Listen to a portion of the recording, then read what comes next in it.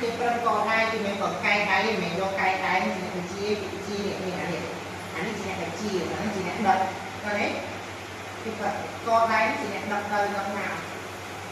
hoặc đâu chị tháo thấm bữa nay tiền đâu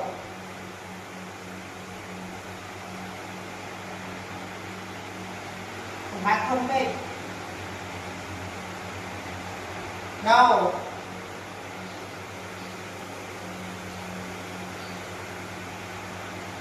đâu chip đâu